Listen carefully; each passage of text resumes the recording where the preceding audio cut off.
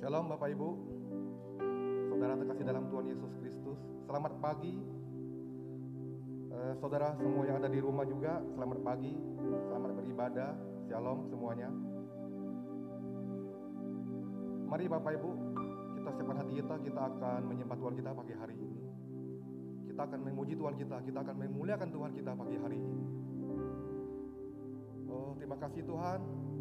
Kami bersyukur untuk pagi ini Tuhan. Kami boleh berada di tempat ini Tuhan, maupun saudara kami yang lain yang ada di rumah Tuhan, dan juga beribadah lewat aplikasi Zoom Tuhan. Kami serahkan semuanya dalam tangan kuasa-Mu ya Tuhan. Biarlah hadirat-Mu Tuhan, hadir Tuhan, kuasai setiap kami anak-anak-Mu ya Tuhan, umat-umat-Mu Tuhan yang ada di sini maupun yang ada di rumah Tuhan. Engkau curahkan kuasa-Mu Tuhan, hadirat-Mu Tuhan, penuhi setiap kami anak-anak-Mu ya Tuhan, lingkupi kami semuanya ya Tuhan. Oh haleluya Yesus, terpujilah Engkau Tuhan, Allah yang maha besar, Allah yang kami tinggikan, yang kami sembah dalam nama Yesus Kristus Tuhan.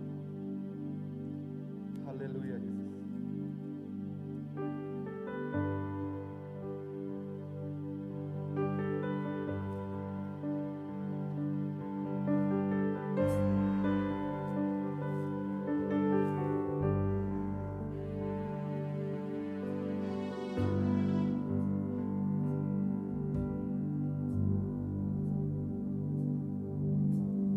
Haleluya.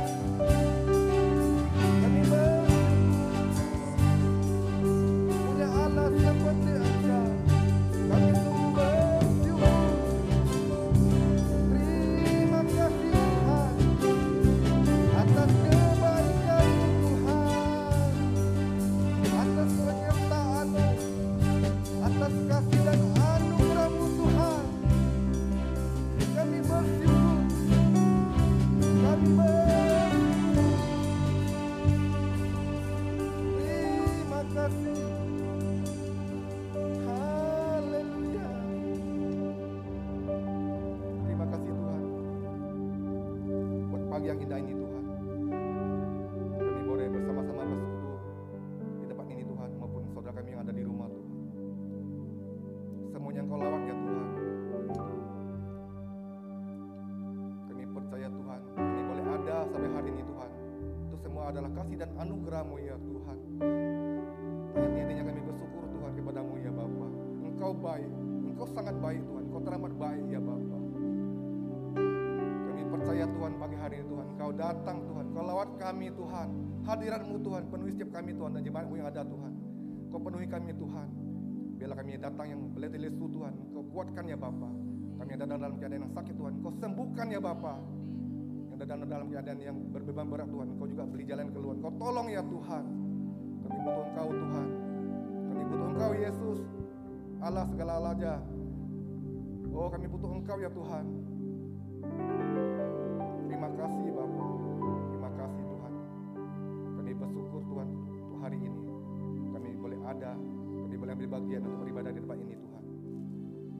Oh, haleluya Yesus. Terpujilah Engkau Tuhan, Allah yang kami tinggikan. Haleluya. Amin. Shalom Bapak Ibu. Apa kabar? Apakah semuanya baik-baik aja? Lambaikan tangan Bapak Ibu kalau semuanya dalam keadaan baik. Mari kita semua bangkit berdiri. Kita akan siapkan hati kita akan memuji Tuhan kita. Hari ini juga kita akan menerima perjamuan kudus. Kita percaya kita punya Tuhan yang hebat, kita punya Tuhan yang dahsyat. Apapun yang terjadi pada hidup kita, kita percaya kita ada Tuhan yang melindungi kita. Kita ada Tuhan yang akan menolong kita. Karena Dialah satu-satunya Yesus Kristus Tuhan, juru selamat kita dan sumber pengharapan kita. Haleluya Yesus.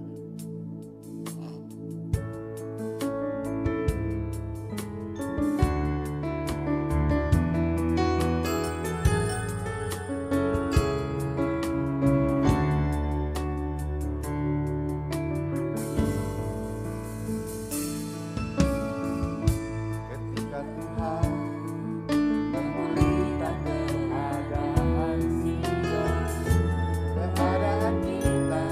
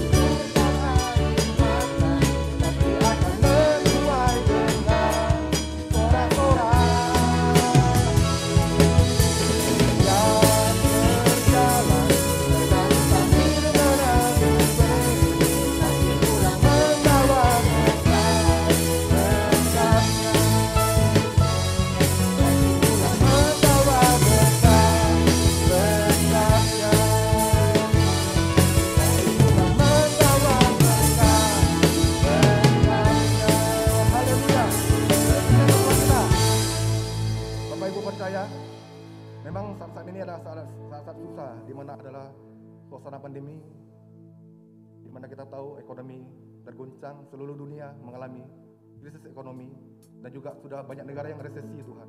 Itu Bapak Ibu. Tapi kita sebagai anaknya, kita diajarkan apapun yang terjadi kita harus bersyukur Bapak Ibu. Kita juga masih bisa menabur walaupun keadaan kita susah. Amin Bapak Ibu. Karena apabila kita menabur pada saat susah, kita akan menuai nanti dengan sukacita. Haleluya.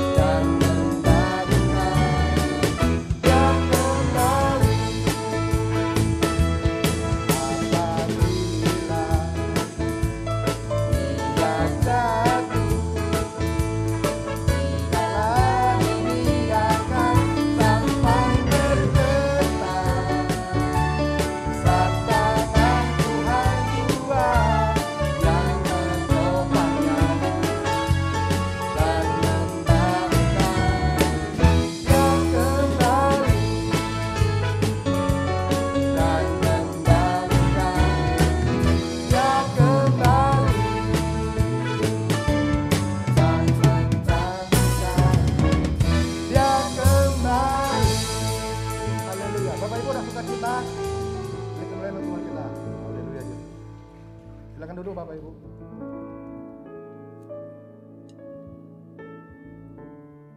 Kita percaya kita punya Allah yang dahsyat. Amin Bapak Ibu. Kita percaya selalu ada jalan kalau kita berjalan bersama Tuhan. Kita juga tahu waktu itu umat Israel dibimbing Tuhan Yesus dibimbing Allah untuk menuju ke tanah Kanaan. Mereka berputar-putar di padang gurun Bapak Ibu. Tapi kita lihat betapa hebatnya Allah kita. Dia mencukupkan kebutuhan mereka. Mereka tinggal makan, tinggal minum, semuanya sudah disediakan oleh Allah. Dan juga di saat mereka dikejar oleh pasukan Firaun, ketika mereka ketemu laut, mereka juga bisa menyeberang Bapak Ibu. Itulah hebatnya Tuhan kita. Kita juga percaya Allah yang kita sembah saat ini juga sama dengan apa yang mereka alami zaman dulu. Kita punya Allah yang dahsyat. Kita percaya apapun yang kita alami saat ini, kita percaya Tuhan akan buka jalan. Haleluya.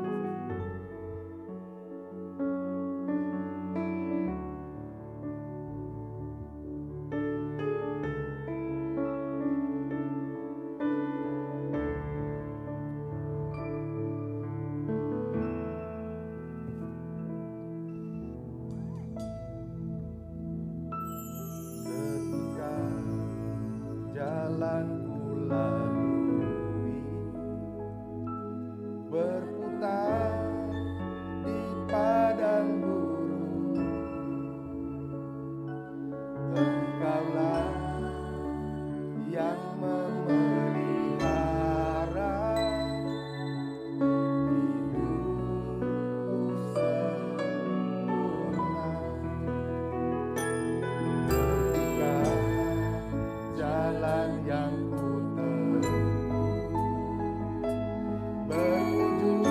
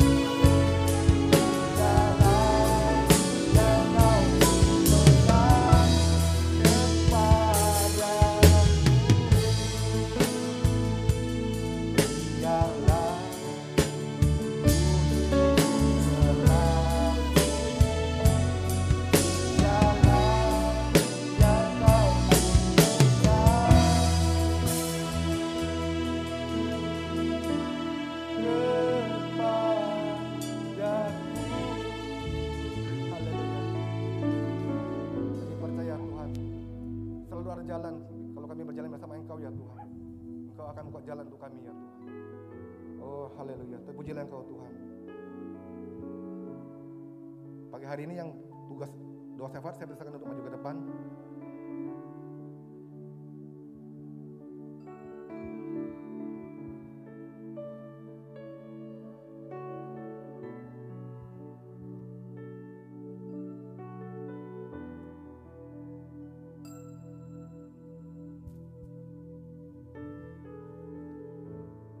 Shalom Bapak Ibu Saudara yang dikasih Tuhan, kita masih tetap dalam hadirat Tuhan. Kita akan masuk dalam doa syafaat hari ini Bapak Ibu Saudaraku.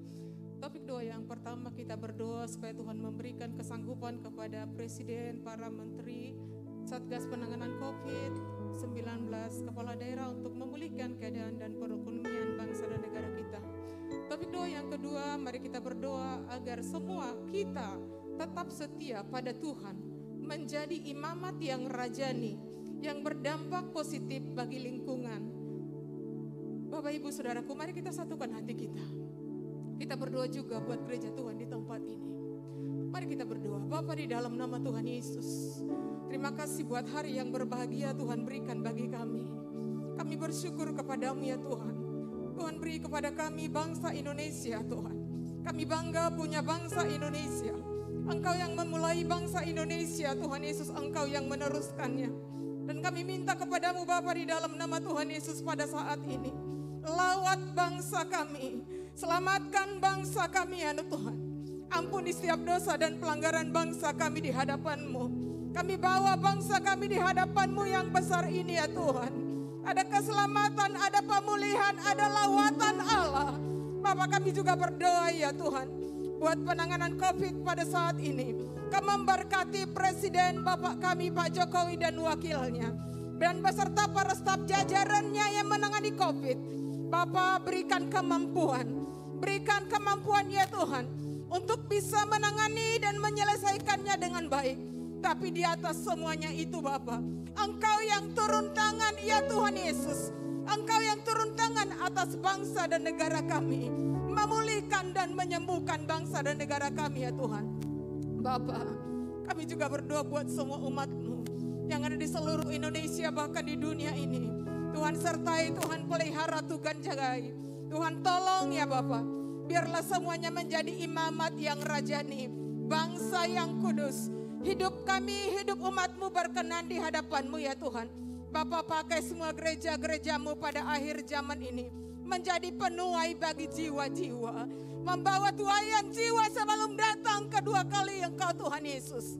Terima kasih Bapa yang baik, kami melihat, kami sungguh percaya firman-Mu berkata ya Tuhan, doa orang benar sungguh besar kuasanya. Lawatan Allah, pemulihan terjadi atas bangsa dan negara kami. COVID berhenti di dalam nama Yesus, karena Tuhan berikan kuasa kepada orang-orang yang percaya kami ya Bapak. Bapak, kami juga berdoa buat hamba-Mu, gereja-Mu di tempat ini. Diberkatilah gereja Betel Batu Raja. Semakin bertambah-tambah jiwa-jiwa diselamatkan. Semua umat Tuhan dipelihara Tuhan, dijagai Tuhan. Dalam nama Tuhan Yesus. Yang sakit Tuhan sembuhkan, yang lemah Tuhan kuatkan, yang berbeban berat Tuhan angkat bebannya. Tuhan Yesus, umat-Mu tidak ada yang berkekurangan, kami minta anugerah Tuhan. Di masa-masa yang sulit ini, di saat tidak ada jalan, Tuhan buka jalan. Kau yang berjalan di depan kami, umat-Mu, Gereja Betel Indonesia yang ada di tempat ini. Terima kasih Bapak yang baik. Sebentar ya Tuhan, kami akan dengarkan firman-Mu. Urapi firman-Mu, urapi tanah hati kami. Biarlah firman-Mu tumbuh di tanah yang subur, berbuah buah-buah di dalam hati kami. Di dalam nama Tuhan Yesus, urapi hamba-Mu Bapa. Di dalam nama Yesus yang akan menyampaikan kebenaran firman-Mu. Kami terima firman-Mu ya Tuhan, dengan hati yang lemah lembut. Kekasih Kristus yang sudah diberkati Tuhan, sama-sama kita katakan amin.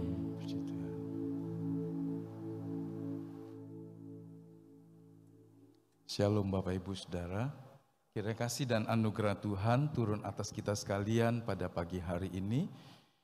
Selamat berbakti kepada Tuhan, baik jemaat di tempat ini, juga yang ada di lantai 3, ya. Kemudian juga Bapak Ibu yang ada di rumah masing-masing, Dimanapun kita berada, kiranya kasih karunia Tuhan terus menaungi kehidupan kita. Perkenanan Tuhan menjadi sebuah kebutuhan lebih dari hal-hal yang kita pikir penting.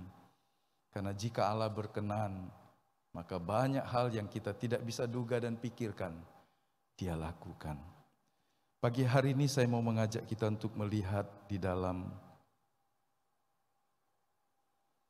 sebuah kebenaran yang bahkan para ahli-ahli yang berlatar belakang Yahudi pun menganggap ini sebuah peristiwa yang sulit dipahami. Kejadian yang nanti kita baca, yang kemudian dikatakan dengan lantang, dengan sebuah sukacita, kelegaan dari seorang wanita yang hebat yang bernama Sipora ini, menggambarkan peristiwa yang tidak mudah dipahami, ya. Tapi kita coba melihatnya meskipun terbatas. Mari kita membaca Keluaran pasal yang keempat ayat 24. Ini adalah bagian yang menjelaskan peristiwa yang sulit ini. Setelah sebelumnya ayat-ayat di atasnya Tuhan mengutus Musa untuk pergi ke Mesir menyelamatkan umatnya. Mari kita baca. Tetapi di tengah jalan, di suatu tempat bermalam, Tuhan bertemu dengan Musa dan berikhtiar untuk membunuhnya. Dalam versi bahasa Indonesia masa kini dikatakan di suatu tempat berkemah dalam perjalanan itu, Tuhan datang kepada Musa dan mau membunuhnya.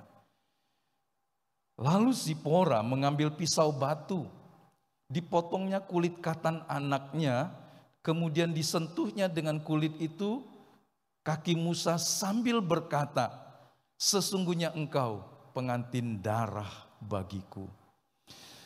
Lalu Tuhan membiarkan Musa pengantin darah, kata Zipora waktu itu, karena mengingat sunat itu. Tentu kita bertanya, mengapa Tuhan mau membunuh Musa? Bukankah baru beberapa saat Tuhan memanggil dia? Menarik perhatiannya dengan cara semak yang terbakar tanpa hangus. Musa mendekatinya. Singkat cerita kemudian Tuhan meyakinkan Musa. Setelah sebelumnya Musa mengajukan banyak keberatan. 40 tahun berlalu di padang belantara, di padang gurun. 40 tahun telah mengubah kehidupan Musa menjadi orang yang berbeda. Kini usianya tidak muda lagi, 80 tahun. Rasanya kita yang ada di sini belum ada yang 80 tahun setahu saya. Bapak Ibu bisa membayangkan 80 tahun.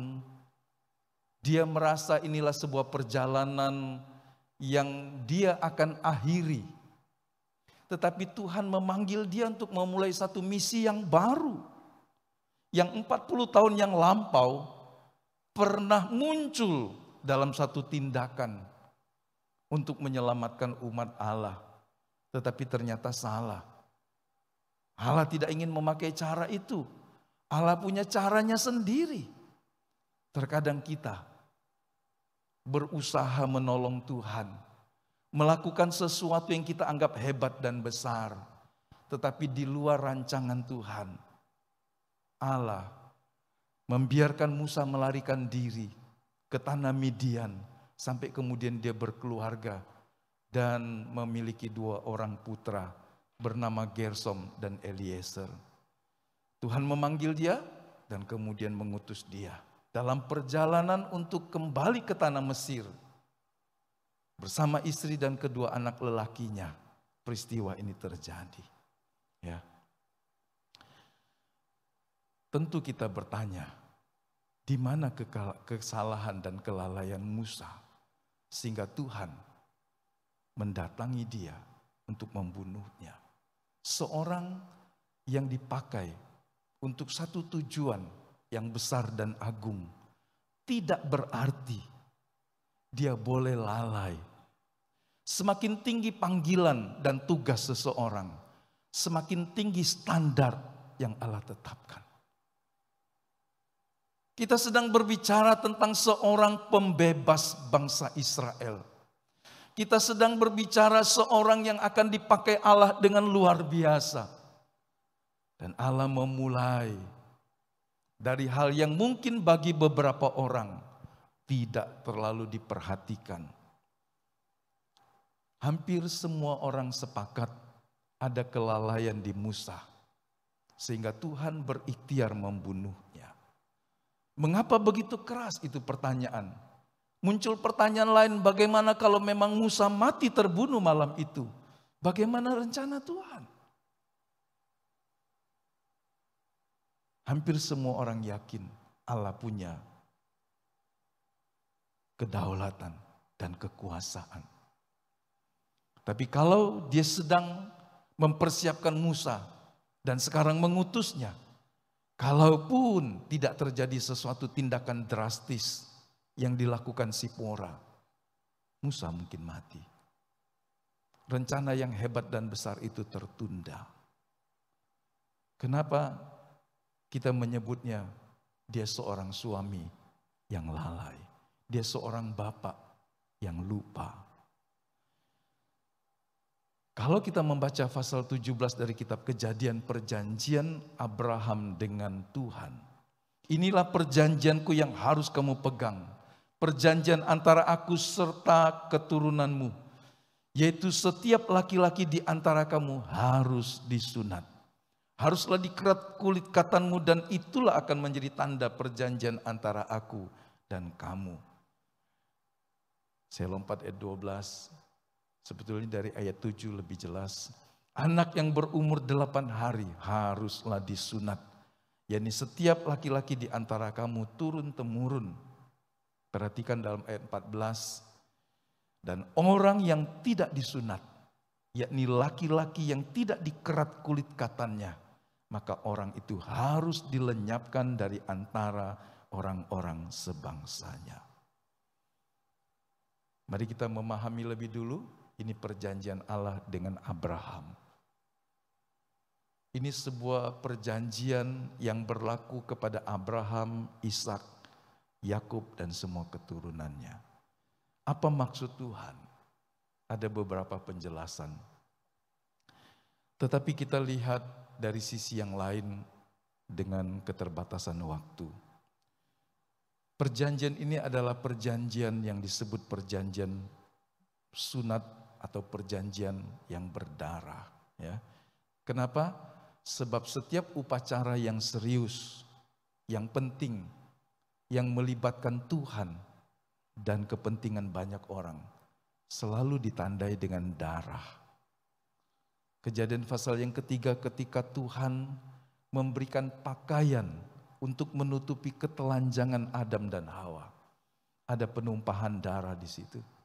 Ada binatang yang dikorbankan supaya kulitnya diambil untuk menutupi ketelanjangan Adam. Ketelanjangan Adam berbicara tentang keterpisahan dia.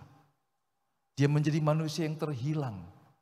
Dia berusaha menutupinya dengan daun yang sangat tidak memadai.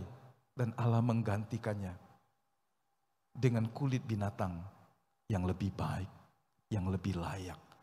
Meskipun ini tidak berarti dosa dan kesalahan Adam dan Hawa terhapuskan, tetapi tertutupi. Itulah sebabnya upacara pengudusan pendamaian di sepanjang perjanjian lama selalu menggunakan tanda darah tatkala itu berbicara tentang perjanjian yang serius dan penting. Jadi di dalam Alkitab selalu ditandai dengan darah. Setiap kali Allah mengadakan perjanjian kepada manusia. Kalau ada yang bertanya apakah Tuhan Allah haus darah? Tidak. Karena ini semua tindakan profetik yang menunjukkan betapa mahal, betapa berharga keselamatan itu. Dan ketika Allah ingin menganugerahkannya dari pihak Allah, harus membayar harga yang sangat mahal. Suatu perjanjian berdarah merupakan meterai perjanjian suci antara Allah dengan manusia. Allah mengikat dirinya dengan perjanjian itu. Manusia mungkin karena kelemahan, kelalaiannya, ketidaktaatannya mengingkari perjanjian itu. Tentu dengan konsekuensinya. Tapi Allah tidak akan pernah mengingkarinya. Karena Allah itu setia. Ketika dia berjanji, dia akan melakukannya. Dan Alkitab kita disebut Alkitab perjanjian baru dan perjanjian lama. Di situ berarti berisi perjanjian-perjanjian. Bagaimana kita harus hidup, apa yang harus kita lakukan, kemana kita akan pergi, apa yang disediakan Allah, apa yang akan dilakukan Allah bagi kita. Semua tertuang di dalam kitab itu. Makanya itu disebut kitab perjanjian. Allah mengikat dirinya. Dan sepanjang Anda melakukan dengan sungguh-sungguh perjanjian itu, Allah akan melakukan bagiannya. Tidak jarang orang menuntut Tuhan melakukan bagiannya. Di mana Tuhan? Mengapa Tuhan tidak begini dan tidak begitu? Tetapi sebelum Anda atau orang itu bertanya seperti itu, seharusnya dia bertanya, apakah dia juga sudah melakukan bagiannya sesuai dengan janji itu? Karena perjanjian berarti sebuah kemitraan. Di situ setiap orang yang terikat dengan janji juga harus melakukannya. Dan Allah adalah Allah yang setia.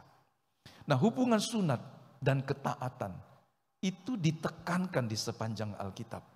Pada akhirnya nanti kita pun tahu para nabi disuruh Tuhan berbicara. Setelah orang-orang Israel, orang-orang Yehuda bersunat, tapi mereka tidak taat. Jadi ternyata bukan sunat dagingnya yang menjadi inti utama. Sebab jika sunat tidak ditindaklanjuti dengan ketaatan akan firman Allah, sunat itu dengan sendirinya diingkari kuasa dan perjanjiannya. Yang sesungguhnya adalah sunat yang Tuhan mau supaya Abraham, Ishak dan anak-anaknya melakukan. Di situ mengandung gagahan penyerahan diri kepada Allah. Sekali lagi agar hidup dalam ketaatan sesuai dengan perjanjian. Maka di dalam konsideran dari setiap perjanjian selalu dicantumkan apabila salah satu dari kedua pihak atau para pihak ini melanggar, maka mereka sepakat untuk menyelesaikannya dengan cara apa? Bisa berdamai, bisa membawa ini ke pengadilan, bisa ini diselesaikan dengan hukum adat dan seterusnya. Itu sesuai dengan kesepakatan. Perjanjian yang baik bukan saja mengikat satu orang dan pihak lain untuk melakukannya, tetapi juga diberikan sebuah peluang, sebuah garis, sebuah koridor. Bagaimana kalau ada orang melanggarnya? Bagaimana kalau ada yang cacat melakukannya?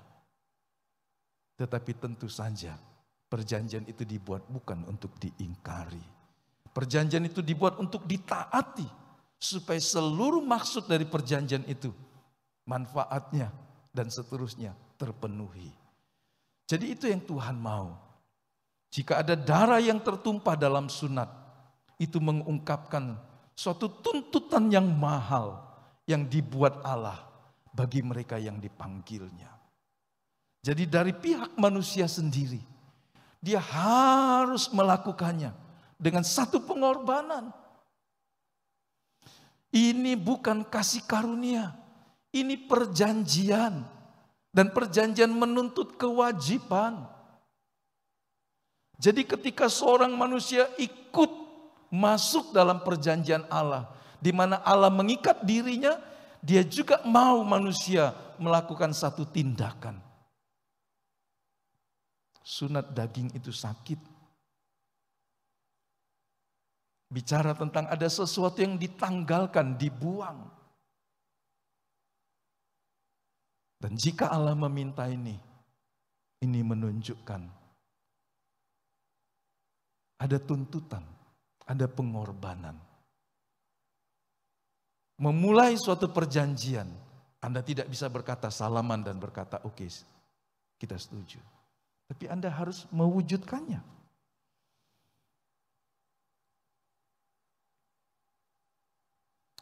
Kembali ke pertanyaan, mengapa Allah mau membunuh Musa?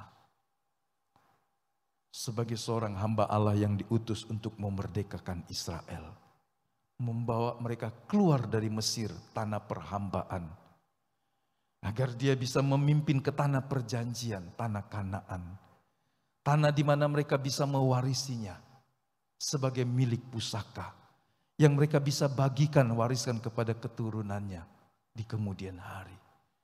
Tanah yang Allah pernah janji kepada Abraham, diteguhkan lagi kepada Ishak dan Yakub.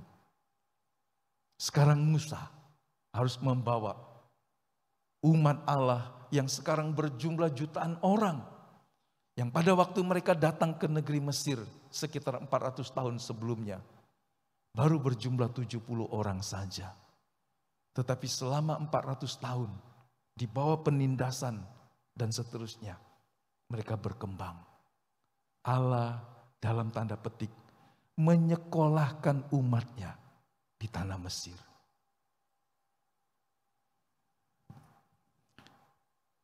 Allah pasti punya tujuan dan maksud. Dan sekarang waktunya untuk keluar menjadi bangsa yang merdeka, memiliki tanah yang Allah janjikan, supaya mereka bisa berbakti kepada Tuhan sesuai dengan kehendak-Nya. Karena di negeri Mesir mereka pasti terbatas. Tetapi Allah mau membebaskan mereka supaya mereka sungguh-sungguh bisa hidup sebagai umat-Nya.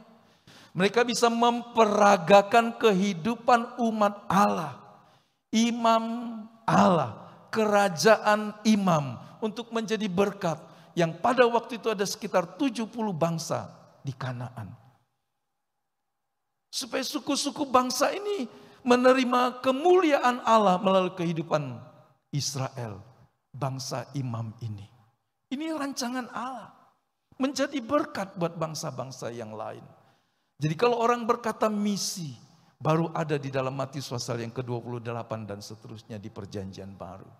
Sesungguhnya misi Allah telah dimulai dari jauh sebelumnya. Supaya bangsa yang dipilih dan diberkati dan diselamatkan ini menjadi berkat buat bangsa-bangsa yang lain.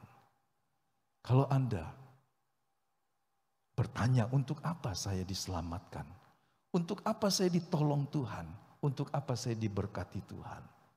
Supaya kita memakai seluruh kasih karunia yang Allah percayakan kepada kita untuk mempermuliakan Dia, melayani, menjadi berkat bagi orang di sekitar kita. Jadi ini hamba yang hebat, hamba Allah yang besar.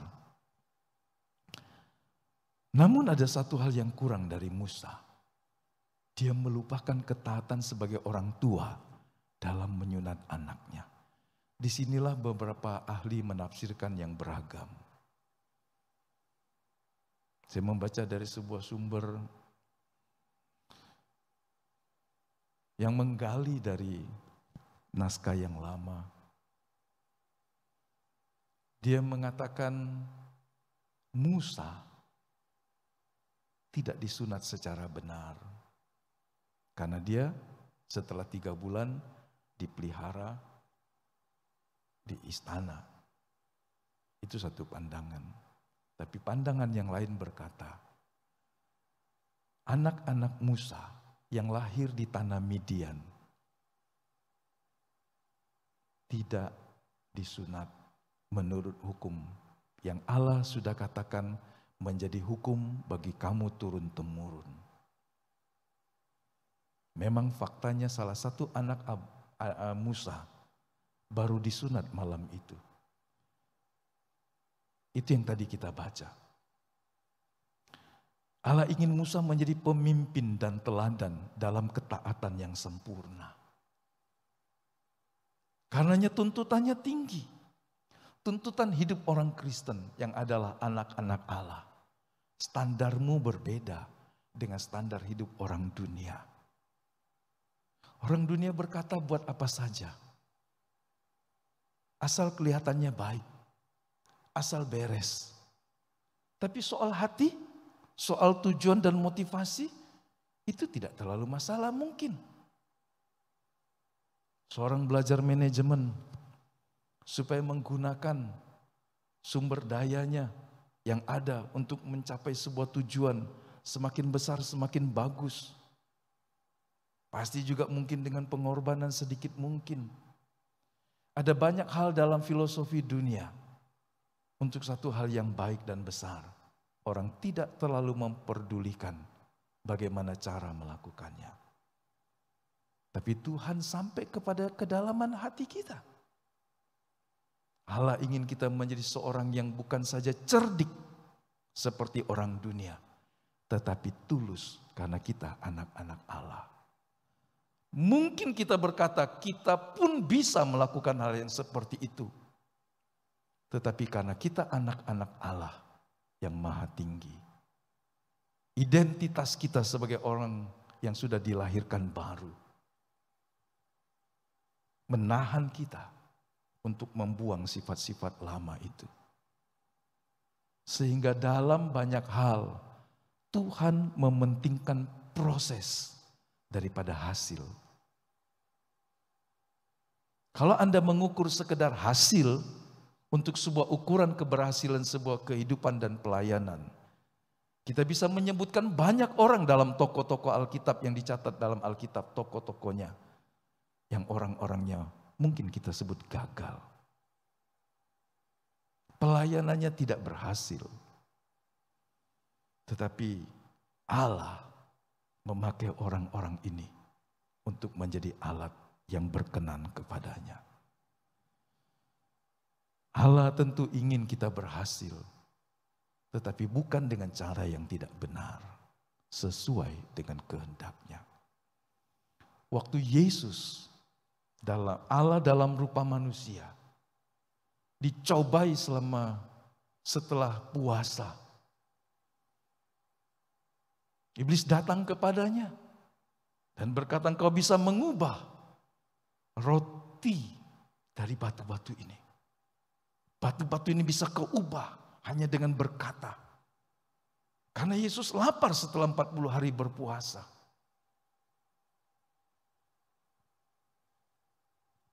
Kemudian dia juga berkata, engkau bisa menunjukkan siapa dirimu di tengah orang banyak. Dari hubungan bait Allah engkau terjun dan engkau tidak akan luka. Kakimu tidak akan patah. Bahkan sebelum sampai ke lantai, ke tanah, malaikat akan memegang kakimu. Dan yang terakhir serangan yang paling hebat adalah iblis menunjukkan seisi dunia dan kemuliaannya. Dan dia berkata, kalau engkau mau sujud menyembah kepadaku, aku akan memberikan itu kepadamu. Itu serangan yang hebat. Dari banyak sisi. Yesus akan jadi pemenang. Mengalahkan iblis, dosa dan maut. Tapi bukan dengan cara sujud menyembah kepada setan. Bukan dengan cara melakukan keinginan dirinya bertentangan dengan kehendak Bapa. Yesus harus melakukan jalan yang sulit. Dia harus memikul salibnya, menyangkal keberadaan dirinya sebagai Allah. Dan dia harus taat sampai mati. Demi tujuan Bapa tergenapi di dalam dia. Jadi ada banyak cara untuk berhasil. Dunia menawarkannya. Dunia memberikan cara. Dan kadang-kadang juga pendeta yang lupa tujuan. Menjadi seperti motivator yang hanya mendorong orang-orang Kristen menjadi sukses secara jasmani dan lahiriah. Allah ingin memberkati kita dengan caranya. Supaya ketika kita mendapatkan apa yang dijanjikannya, kita masih tetap berdiri di hadapannya. Amin. Karena Tuhan terus berkata, untuk apa seorang memiliki seisi dunia kalau dia kehilangan nyawanya? Kalau dia binasa di dalam kekekalan. Dia harus menunjukkan ketaatan yang sempurna. Supaya dia bisa menjadi contoh, menjadi teladan bagi generasi berikutnya. Jadi Disinilah pada titik ini kita mengerti mengapa ini sangat penting. Perjanjian Abraham kepada Allah harus dilakukan Musa dengan tanpa alasan. Ada yang memberikan tafsiran, karena dia tinggal di negeri Midian, maka Musa tidak terlalu leluasa untuk melakukan hukum yang Allah ikatkan kepada keturunan Abraham. Karena dia ikut mertuanya. Sehingga dia tidak melakukan upacara sunat ini sebagai tanda dia masuk dalam perjanjian Allah. Dia menjadi seorang yang taat kepada perjanjian itu. Apapun tafsirnya. Karena ini disebut salah satu bagian yang paling sulit untuk menjelaskan mengapa Tuhan hendak membunuh Musa setelah baru beberapa saat sebelumnya Allah memanggil dan menugaskan dia. Ada banyak di situ pertanyaan. Tapi intinya adalah lepas dari jawaban-jawaban yang mungkin tidak memuaskan orang yang menggalinya. Sunat adalah tanda perjanjian antara Tuhan dengan Abraham sebagai tanda perjanjian iman. Konsekuensinya adalah jika anak laki-laki tidak disunat, maka hukumnya adalah anak itu mati. Karena Kejadian pasal 17, kalau kita membaca Kejadian 17 ayat yang ke-14.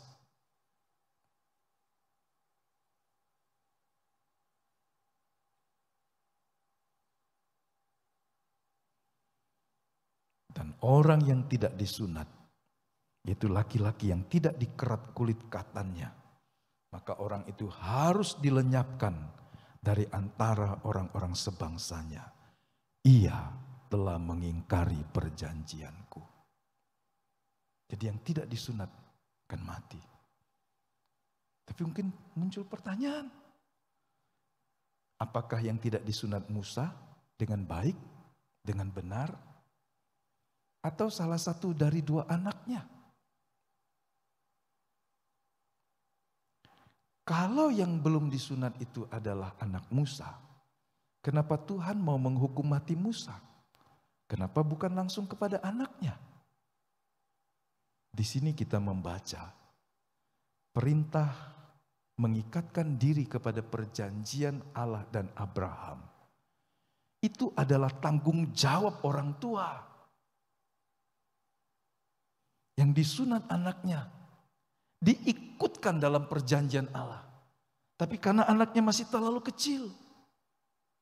Harusnya 8 hari. 8 hari Bapak Ibu. Bayi laki-laki disunat 8 hari. Bukan nunggu waktu remaja. Jadi banyak cara orang sunat. Banyak alasan orang sunat. Tapi sunat yang Allah janjikan sebagai hukum kepada Abraham dan keturunannya harus mengacu kepada Kejadian 17.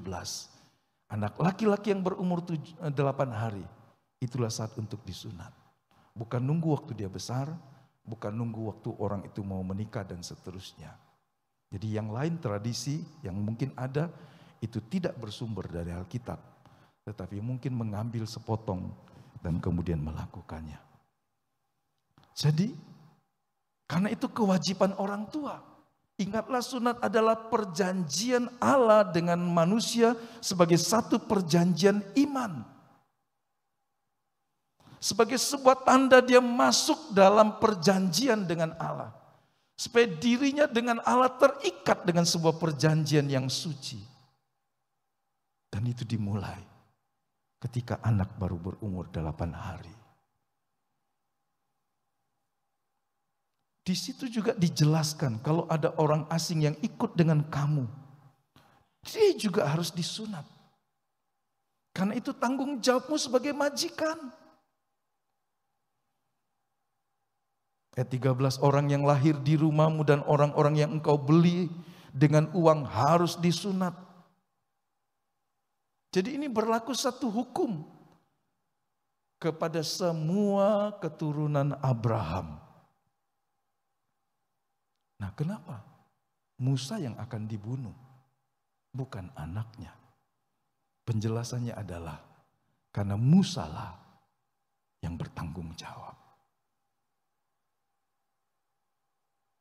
Kadang-kadang kita orang tua mengabaikan peranan kita. Entah Anda orang tua jasmani, entah Anda orang tua rohani.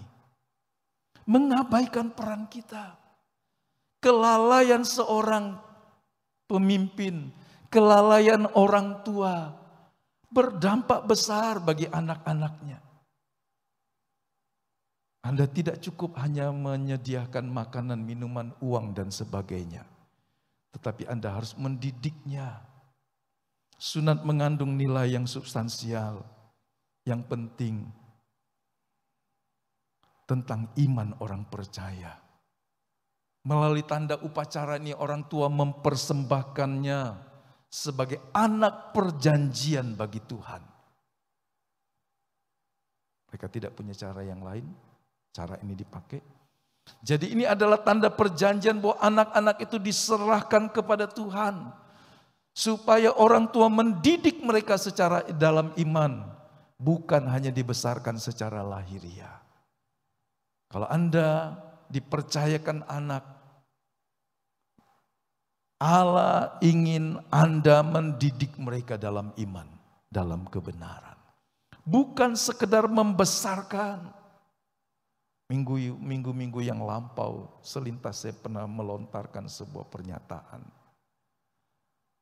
Jangan sampai anak-anakmu hanya mendengar dari bibir mulutmu untuk hanya hidup dengan baik, dengan sukses, belajar, bekerja, berumah tangga.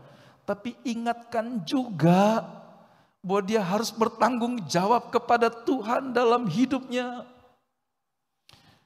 Ingatkan juga bahwa satu hari dia sendiri tanpa bantuan Anda sebagai orang tua akan berhadapan dengan Tuhan. Anda harus mengajar dan mempersiapkannya.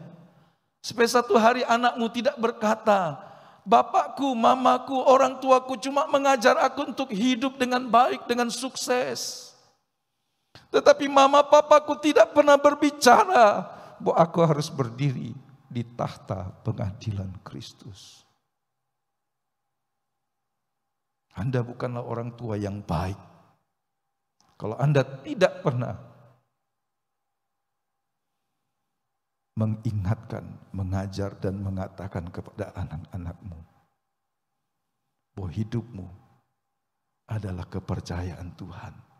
Dan satu hari Tuhan akan meminta engkau bertanggung jawab, nak. Jadi jalani hidup dengan baik dan benar menurut kehendaknya. Mama papamu satu hari tidak akan ada lagi. Orang yang bisa kau andalkan sekarang tidak ada lagi. Kau harus punya hubungan yang baik dengan Tuhan. Karena dia Bapa yang lebih mengasihi engkau daripada aku orang tuamu. Tanamkan itu kepada anak-anak kita. Sehingga dari sejak mereka bisa mengerti kalimat-kalimat itu, mereka bergantung kepada Tuhan. Mereka punya hubungan pribadi dengan Tuhan, bukan sekedar kewajiban. Doa, baca Alkitab, sekolah minggu, bukan. Tapi biar dia mengetahui itu sebuah kebutuhan hidupnya. Tuhan pasti menolong kita kalau kita mau melakukannya. Yang menarik, mengapa Tuhan memerintahkan untuk menyunat anak laki-laki itu pada usia 8 hari? Sebelum saya tahu sebuah penjelasan seperti ini, saya selalu berpikir 8 hari. Itu anak terlalu kecil. Anak 8 hari. Kalau itu anak laki-laki, alat kelaminnya masih terlalu kecil. Ya kan? Kenapa Tuhan suruh? Kedokteran, kesehatan mendapati bahwa setiap luka yang terbuka akan lebih cepat sembuh kalau darahnya berhenti dan tidak keluar lagi. Sehingga tidak terjadi infeksi berkelanjutan. Dan bukan itu saja, ternyata orang menemukan vitamin K dan protombin bisa atau ada hubungannya untuk menghentikan darah yang keluar. Ini diproses di hati, di liver. Dan ternyata orang meneliti, vitamin K itu diproses dalam darah manusia pada saat bayi berumur 5-7 hari. Sudah berproduksi. Bahkan dia mencapai puncaknya yang tertinggi di dalam tubuh anak itu. Atau tubuh manusia pada saat usianya 8 hari. Jadi umur 5-7 hari produksinya menjadi 110% dari pertumbuhan normal. Jadi inilah sesuatu yang Allah sudah rancang. Di umur inilah produksi yang bisa menahan, menghentikan luka dan tidak membuat infeksi itu Tuhan berikan. Sehingga kalau perintah itu diberikan kepada manusia, Allah telah mendesainnya begitu hebat. Jadi jangan kita berkata, kalau anak 8 hari apa enggak bahaya, enggak sakit. Dia akan lebih cepat sembuh. Karena di masa itulah produksinya menjadi di atas normal. Sehingga infeksi terhindari. Allah tidak pernah membahayakan manusia ketika dia memberikan perintah kepada kita. Amin Bapak Ibu. Kita harus yakin bahwa penjelasannya baru diketemukan di kemudian hari. Tapi Musa mengajarkannya, semua umat Allah mengajarkannya untuk melakukannya dengan benar. Sampai hari ini mereka yang mentaati hukum Musa melakukannya pada hari ke-8 anaknya. Mereka melakukan upacara-upacaranya. Jadi aman bagi bayi jika kulit katannya disayat meskipun menimbulkan luka. Bayi itu tidak akan mengalami pendarahan karena sudah memiliki zat pembeku darah yang muncul lebih banyak justru pada usia itu. Tuhan itu hebat. Ketika dia melarang orang makan darah, karena Tuhan berkata, nyawa dari setiap makhluk ada dalam darah. Tapi kemudian kita tahu semua penyakit bisa dilihat atau hampir semua penyakit bisa dilihat dari darah. Betul? Orang periksa darah untuk lihat kesehatan hati, kesehatan yang lainnya dari darah. Sehingga kalau orang makan darah begitu saja, termasuk semua penyakitnya juga dimakannya. Allah masih memiliki cara lain untuk memberikan umatnya makanan yang tidak membahayakan dirinya.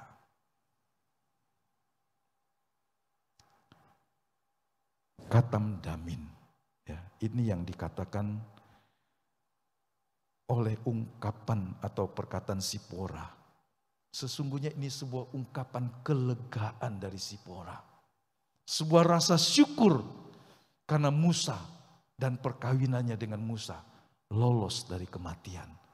Ingat ayat yang kita baca? Malam itu Tuhan mendatangi Musa untuk membunuh.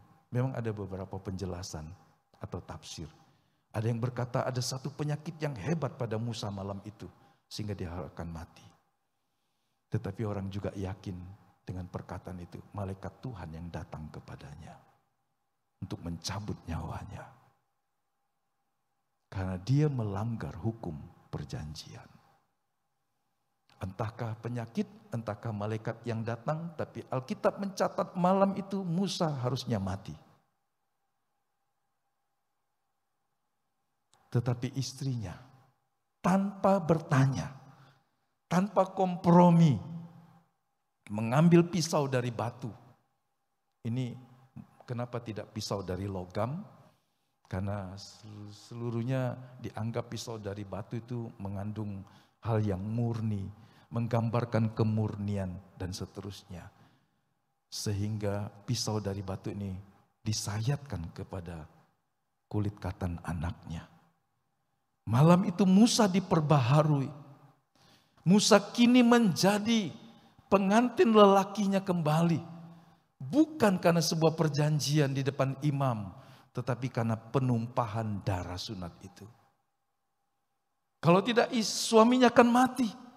Musa akan mati.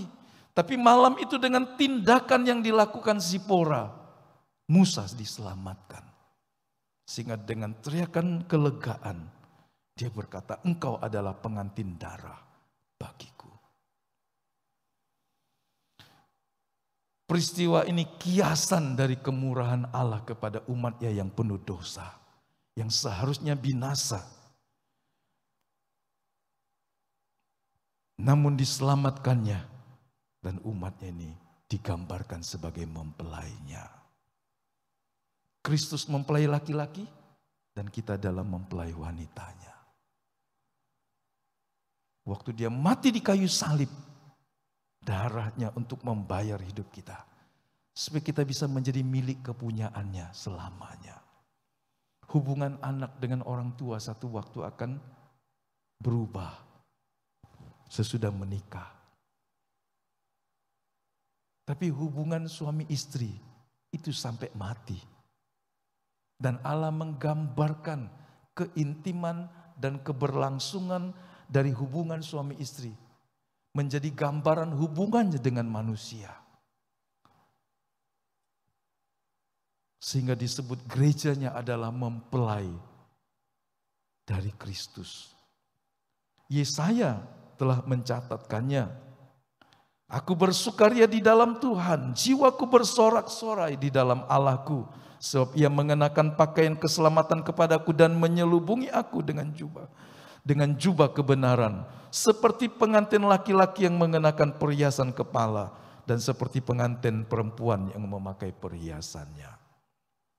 Ayat 25, sebab seperti seorang muda belia menjadi suami seorang anak darah, demikianlah dia yang membangun engkau menjadi suamimu, dan seperti girang hatinya seorang mempelai melihat pengantin perempuan. Demikianlah Allahmu akan girang atasmu. Kita seringkali berkata, wah, kita senang karena Tuhan tolong kita. Kita bergembira karena Tuhan mengasihi kita. Kita bersuka cita karena Tuhan menjawab doa kita.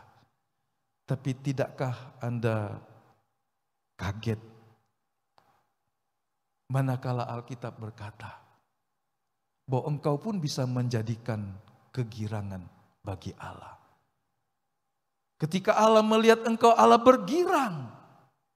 Seperti kegirangan seorang mempelai melihat mempelai pasangannya. Ketika seorang Kristen hidup menurut kehendaknya, itu menyukakan hati Allah. Mari jangan hanya bergirang karena Tuhan, tetapi biarlah hidupmu menjadi kegirangan bagi Tuhan. Yang paham, katakan amin saudara. Ini sebuah dimensi hidup yang berbeda. Ini bukan seperti anak-anak kecil yang selalu meminta, menuntut. Tetapi sekarang dia jadi orang dewasa yang berkata, Tuhan, apa yang harus aku perbuat supaya aku menyenangkan hatimu? Ketika seorang mengambil tanggung jawab, maka dia menjadi seorang yang dewasa. Jadi ukuran kedewasaan bukanlah berapa panjang, berapa lama kita Kristen. Tapi apakah kita mengambil tanggung jawab dalam pekerjaan Bapa Allah yang Maha Kuasa itu. Sesuai dengan kasih karunia yang Tuhan percayakan. Sipora bertindak dengan iman. Karenanya Musa selamat dari kematian karena darah sunat anaknya. Saya akan membawa kita pada akhirnya sampai kepada di sini. Karena semua yang berbicara di perjanjian lama akhirnya hanya menunjuk kepada Kristus yang mati di kayu salib. Perjanjian lama menjadi gambar bayangan yang akan menunjuk kepada kegenapannya. Kristus yang mati bagi kita. Darah lembukah itu? Darah dari potongan kulit katankah itu? Darah sapikah, darah dombakah, darah burung terkukurkah? Itu hendak menunjukkan kepada Kristus yang mengorbankan nyawanya bagi kita. Mari kita baca Ibrani 9 ayat 14. Betapa lebihnya darah Kristus, lebih dari semua, yang oleh roh yang kekal telah mempersembahkan dirinya sendiri kepada Allah sebagai persembahan yang tak bercacat, akan menyucikan hati nurani kita dari perbuatan-perbuatan yang sia-sia, supaya kita dapat beribadah kepada Allah yang hidup. Saudara lihat, untuk berbakti kepada Tuhan, untuk menyenangkan dan melayani Tuhan, Dia harus menguduskan hidup kita terlebih dahulu. Berarti sama saja dengan berkata begini, orang yang melayani Tuhan tanpa memberi hidupnya disucikan, baik niatnya, baik hatinya, baik caranya, maka pelayanan dan semua tindakannya menjadi sia-sia. Allah mempersoalkan motivasi. Allah mempersoalkan mengapa engkau melakukannya. Setelah Dia menguduskan kita, Dia mau kita berbakti kepadanya. Dia mau kita meninggikan dan memuliakan namanya. Ibadah bukan sekedar 2 jam, 1 jam di gereja. Tapi seluruh hidupmu, dari bangun pagi sampai malam hari waktu engkau tidur, itu adalah persembahanmu, ibadahmu kepada Tuhan. Rasul Paulus menuliskannya dalam Roma pasal yang ke-12. 1 Yohanes 1 ayat 7 bagian B berkata, darah Yesus anaknya itu menyucikan kita dari segala dosa. Haleluya. Pagi hari ini kita boleh datang kepada Tuhan dengan satu keyakinan yang kuat. Jika tindakan Sipora menyelamatkan Musa dan secara tidak langsung rencana Allah bagi Israel, maka yang dilakukan oleh Yesus jauh lebih hebat, jauh lebih dahsyat, dan dampaknya lebih kekal. Kristus dan korbannya bagi setiap suku bangsa. Ternyata waktu peristiwa Paskah, sebelum mereka keluar, Tuhan sudah wanti-wanti begini. Dalam bahasa Indonesia sehari-hari, Keluaran pasal 12 ayat yang keempat, kalau anggota keluarga itu terlalu sedikit untuk menghabiskan seekor anak domba, maka keluarga itu dan tetangganya yang terdekat boleh bersama-sama makan anak domba itu. Anak domba itu harus dibagi menurut jumlah orang yang makan. Anda tahu maksudnya Bapak Ibu? Supaya domba Paskah itu berguna bagi banyak orang. Kalau seisi rumahmu terlalu sedikit atau itu terlalu besar bagimu, engkau harus membawanya kepada orang lain. Supaya tetanggamu yang terdekat juga menikmati domba Paskah itu. Domba Paskah bicara tentang keselamatan. Kristus yang mati di kayu salib. Saya ingin berkata, keluargamu terlalu kecil untuk menghabiskan anak domba Paskah itu. Karenanya Anda harus membagikannya kepada orang lain juga. Amin. Terlalu kecil. Satu keluarga terlalu sedikit. Anda menikmati domba Paskah keselamatan itu. Anda juga harus membagikannya kepada orang lain. Ini adalah sebuah gambar indah dari Yesus. Anak domba yang terlampau besar untuk satu rumah tangga. Karena tadi kita membaca dosa saya, dosa saudara, dosa seisi dunia. Mari kita baca Yohanes 1 Yohanes 2 maksudnya. Surat Rasul Yohanes yang pertama pasal 2 ayat 2. Dan ia adalah pendamaian untuk segala dosa kita. Bukan untuk dosa kita saja. Katakan dengan keras sama-sama saya. Tetapi juga untuk dosa seluruh dunia. Pasti ini mengagumkan. Dan mungkin membuat beberapa orang tidak percaya. Bagaimana mungkin satu korban dari pihak Allah cukup untuk semua orang di dalam dunia. Itu sebabnya tadi kita mulai dengan kalimat, betapa lebihnya darah Kristus. Betapa agungnya korbannya. Kita sampai pada penglihatan Rasul Yohanes di Pulau Patmos. Suatu kumpulan orang banyak yang tidak dapat terhitung banyaknya. Dari segala bangsa atau dari segala suku bangsa. Dari segala etnos. Mereka telah mencuci jubah mereka dan membuatnya putih di dalam darah anak domba. Pagi hari ini, apa yang kita bisa lakukan? Datang ke tahta kasih karunia Tuhan.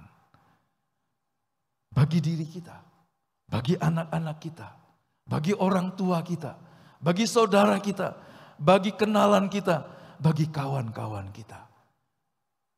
Karena Allah telah mati bukan hanya bagi kita, satu pribadi, tapi juga bagi satu keluargamu, tapi juga bagi keluarga-keluarga yang lain yang di sekitarmu. Orang terdekat dari engkau, kita menyebutnya dengan K3, keluarga, kawan, dan kenalan.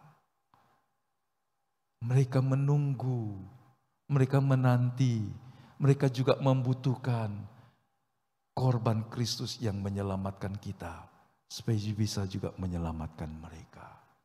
Tuhan kiranya menolong kita sekalian. Mari kita berdiri dan kita persiapkan hati kita. Yang di rumah, Bapak Ibu, yang sudah mengambil roti, atau yang menyediakannya sendiri, makan minumnya bersama dengan kita sekalian. Nanti Pak Ayub akan membawa nampan perjamuan juga ke lantai 3. Ya. Silakan. Mari kita mempersiapkan hati kita.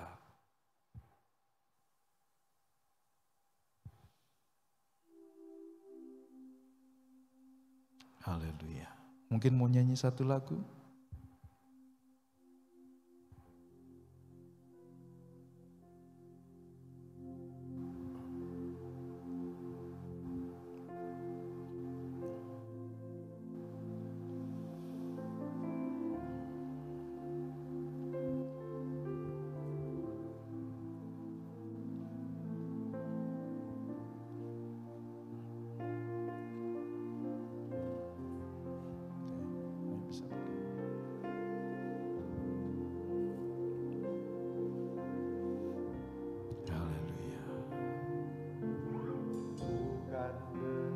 Barang fana,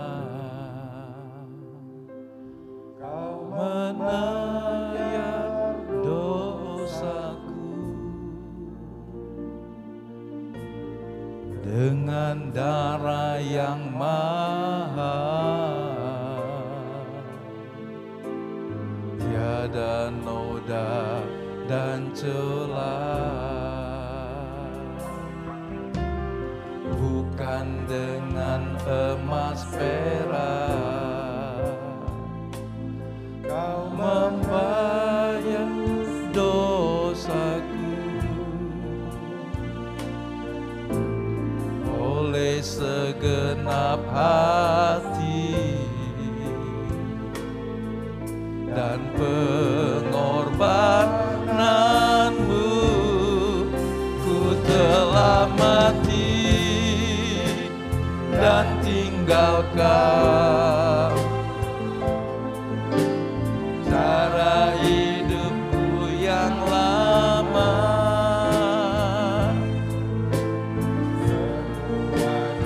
Semuanya sia-sia dan tak berarti lagi hidup ini.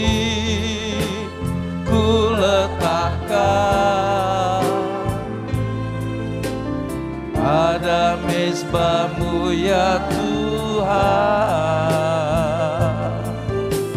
jadilah padaku seperti yang Kau ingini. Bapa, terima kasih buat Kristus yang telah jadi korban buat kami. Darah anak domba Allah menguduskan, menyucikan kami dari segala yang jahat, supaya kami mempersembahkan hidup ini kepada Tuhan untuk kemuliaan nama-Mu. Karenanya kami persembahkan tubuh, jiwa, roh kami. Bila sebentar kami makan minum dari perjamuan, dengan iman, biarlah pengudusan, penyatuan, pemulihan terjadi dalam hidup kami, baik bagi roh kami, bagi jiwa kami, dan juga bagi tubuh kami. Berkatilah roti dan anggur ini, baik di sini maupun yang di rumah-rumah dimanapun kami. Tuhan memberkati, supaya kami menerimanya dengan iman, memandang kepada Kristus yang telah mati, bangkit, naik ke sorga, bertahta dalam kemuliaan kekuasaan sebagai penguasa, dan akan datang kembali untuk membawa kami ke tempat di mana Tuhan berada. Dalam berkat nama Bapa, Allah Anak, Allah Roh Kudus, kami mengucap syukur. Haleluya. Amin.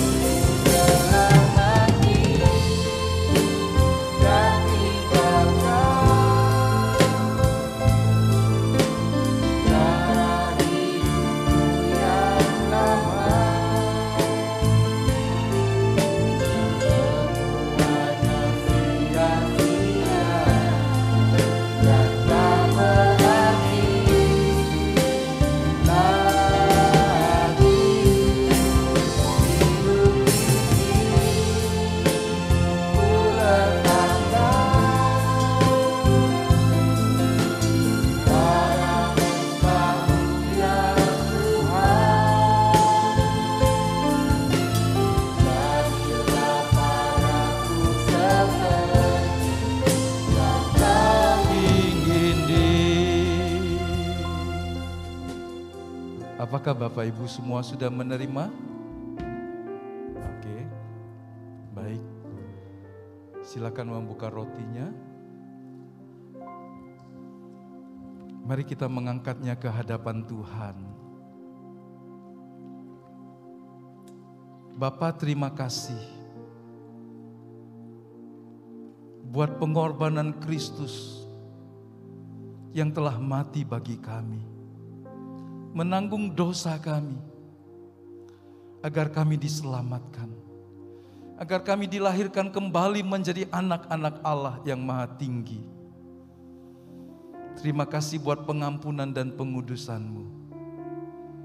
Dengan iman kami mau menyatu di dalam sengsara Tuhan. kematian-Mu, kebangkitan-Mu, supaya kehidupan-Mu tinggal di dalam kami, sekarang bahkan sampai selamanya.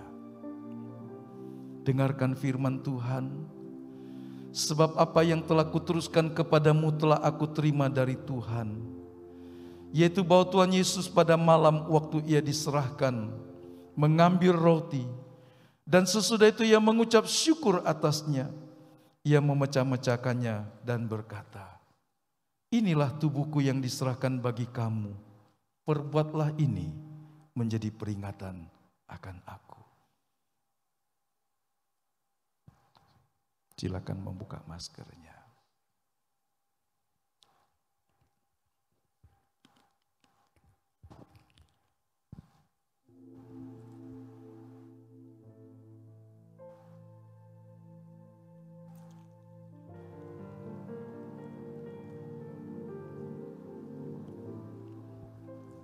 Kita mengangkat cawan ke hadapan Tuhan. Lihatlah Yesus yang telah mati bagimu. Darahnya tertumpah. Dia tidak harus mati bagimu. Dia tidak wajib mati bagimu. Tapi Dia melakukannya karena mengasihimu. Karena Dia ingin engkau kembali menjadi anak-anak Bapa. Supaya hidupmu tidak lagi dikuasai oleh dosa, oleh maut, oleh iblis. Tetapi engkau dimerdekakan sepenuhnya untuk menjadi berkat dalam kehidupanmu. Mari kita mengangkat cawan. Demikian juga yang mengambil cawan sesudah makan lalu berkata, cawan ini adalah perjanjian baru yang dimeteraikan oleh darahku. Perbuatlah ini setiap kali kamu meminumnya menjadi peringatan akan aku. Sebab setiap kali kamu makan roti ini dan minum cawan ini, kamu memberitakan kematian Tuhan sampai Ia datang. Amin. Mari kita sambut dalam nama Yesus.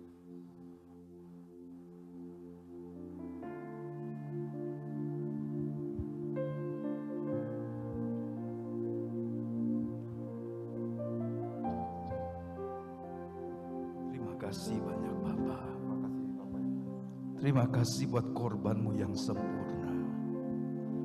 Terima kasih buat pengampunanmu, buat keselamatan yang Tuhan beri, buat pengudusan hidup kami, buat kesehatan rohani kami, buat kesembuhan badani kami, supaya tubuh, jiwa, roh kami sepenuhnya menjadi milik Tuhan.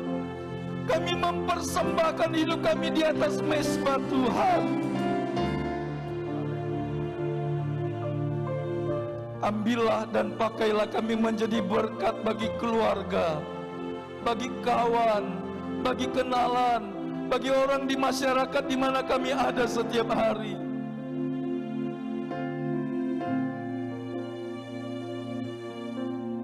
Biarlah tanda perjanjian Allah itu nyata di dalam kami. Tuntun kami senantiasa ya Bapa. Jadikan kami terang yang bercahaya dalam kegelapan. Tolong bangsa kami, pulihkan negeri kami, berkati pemerintahan dan seluruh jajarannya, supaya penanggulangan penyebaran COVID terkendali. Kami berdoa buat pemulihan kesehatan dan ekonomi bangsa kami. Kami berdoa untuk penggunaan vaksin yang sedang terus dipersiapkan. Tuhan memberkati para medis yang terus bekerja berjuang. Kami menyerahkan semua dalam tangan-Mu. Berkati kota kami, Kabupaten Ogan Komering Ulu juga. Pemerintahan daerah bersama dengan seluruh forum komunikasi daerahnya. Jadikan kami berkat di mana kami berada ya Tuhan. Berkati kami yang tinggal di kota-kota yang lain, sesuai dengan kasih karunia yang Tuhan berikan kepada kami. Kami mau akhiri doa syukur kami, ibadah kami, dengan mempersembahkan sekali lagi tubuh, jiwa, dan roh kami. Ucapan syukur kami, pujian penyembahan kami, karena Tuhan yang layak menerimanya. Dalam nama Yesus. Kekasih-kekasih Tuhan, pulanglah membawa berkat Allah yang sempurna. Kasih karunia dari Tuhan kita Yesus Kristus, persekutuan penyertaan Roh Allah yang kudus bersama kita sampai Maranatha. Tuhan membawa kita dalam rumahnya yang kekal, selamanya bersama Tuhan. Haleluya, haleluya, amin.